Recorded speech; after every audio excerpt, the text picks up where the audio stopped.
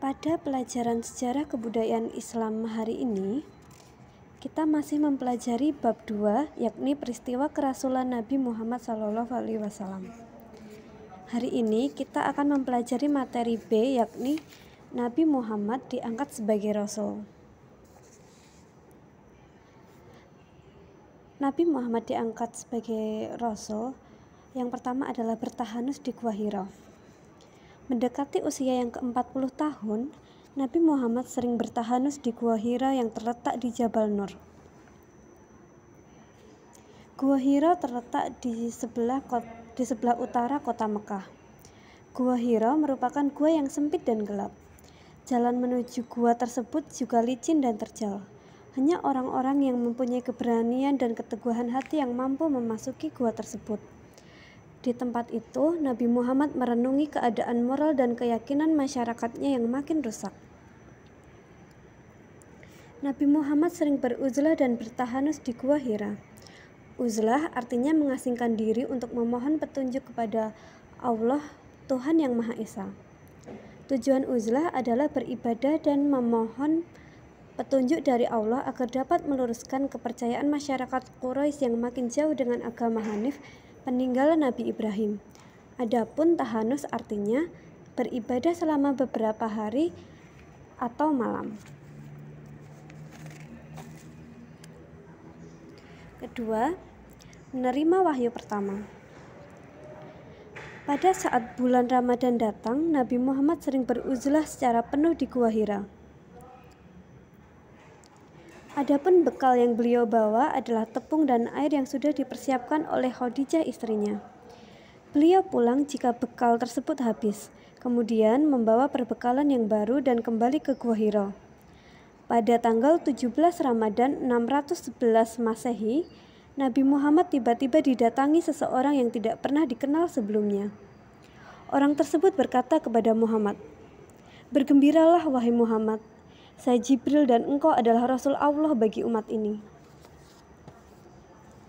Malaikat Jibril lalu berkata, "Iqra, bacalah." Nabi Muhammad menjawab, "Aku tidak dapat membaca." Malaikat Jibril kemudian mendekap Nabi Muhammad dengan sangat kuat dan berkata, "Bacalah." Nabi Muhammad menjawab, "Saya tidak dapat membaca." Nabi Muhammad adalah orang yang buta huruf. Malaikat Jibril sekali lagi memintanya membaca. Nabi Muhammad menjawab dengan jawaban yang sama. Pelukan kali ini lebih erat dari sebelumnya. Akibatnya, Nabi Muhammad menjadi lemah dan nafasnya terputus-putus. Malaikat Jibril pun melepaskan pelukannya. Malaikat Jibril membacakan wahyu pertama surah Al-Alaq ayat 1-5. Nabi Muhammad mengikutinya dengan bacaan yang fasih. Wahyu pertama ini, yakni surat Al-Alaq ayat 1-5, merupakan tanda bahwa Nabi Muhammad telah menjadi seorang nabi. Sesaat setelah Nabi Muhammad menerima wahyu, badan beliau menggigil karena takut dengan peristiwa yang baru dialaminya. Beliau pun langsung pulang. Dalam keadaan yang masih diliputi ketakutan, Nabi Muhammad menceritakan kejadian di Gua Hira kepada Khadijah. Khadijah adalah istri Nabi Muhammad yang setia.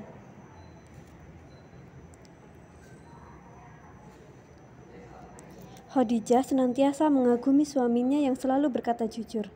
Tanpa berpikir panjang, Khadijah langsung mempercayai seluruh cerita yang diungkapkan oleh suaminya.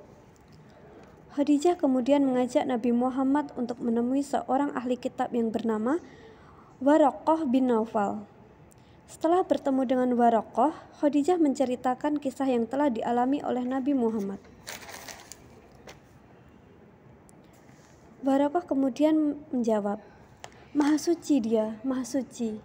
Demi dia yang memegang hidup Waraqah, Khadijah, percayalah suamimu telah menerima rahasia besar seperti yang diterima oleh Musa.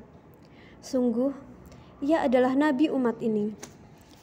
Seandainya umurku panjang dan ketika kelak kaummu mengusirmu, niscaya aku akan turut membelamu." Nabi Muhammad bertanya, "Wahai paman, apakah kaumku akan mengusirku?" Waraqah menjawab, "Ya, semua nabi yang datang membawa tugas seperti itu akan dimusuhi dan diperangi."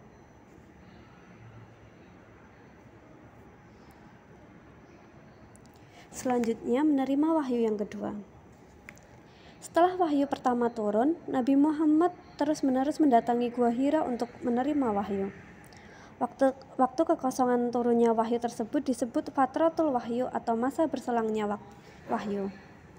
Namun malaikat Jibril tidak datang lagi beberapa lama. Hingga pada suatu saat, malaikat Jibril mendatangi Nabi Muhammad dengan menampakkan wujud aslinya. Malaikat Jibril duduk di kursi yang melayang antara bumi dan langit. Nabi Muhammad berusaha mendekati malaikat Jibril, tetapi selalu jatuh terjerembab. Nabi Muhammad ketakutan, lantas bergegas pulang ke rumah. Sesampainya di rumah, beliau menggigil dan minta diselimuti oleh Khadijah. Pada saat itulah Allah Subhanahu wa Ta'ala menurunkan wahyu yang kedua melalui malaikat Jibril, yaitu surah Al-Mudaththir ayat 1-7. Turunnya wahyu yang kedua ini menandakan bahwa Nabi Muhammad SAW diangkat sebagai Rasul. Beliau ditugaskan untuk memberi peringatan dan menyampaikan ajaran Islam kepada umat manusia.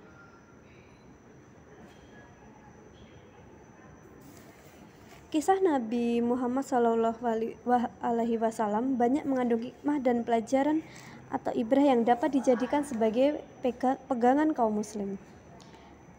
Sebagai berikut adalah ibrah dari kisah kerasulan Nabi Muhammad. Yang pertama, Nabi Muhammad bertahanus sebelum menerima wahyu yang pertama. Hal ini menunjukkan perlunya menjauhkan diri dari perbuatan yang batil dan sia-sia. 2. Dalam wahyu yang pertama diperintahkan untuk membaca dengan menyebut nama Allah, maka dapat diambil kesimpulan bahwa kita sebagai umat Islam haruslah mencari ilmu. Seseorang yang memiliki ilmu akan diangkat derajatnya oleh Allah. 3. Sikap optimis akan menjadikan seseorang pantang menyerah. Ia percaya bahwa semua hal yang dilakukannya akan membuahkan hasil. Nabi Muhammad senantiasa mempercayai bahwa agama Islam adalah agama yang benar. Berikut hal yang kita pelajari hari ini. Semoga kalian paham dan memahami materinya.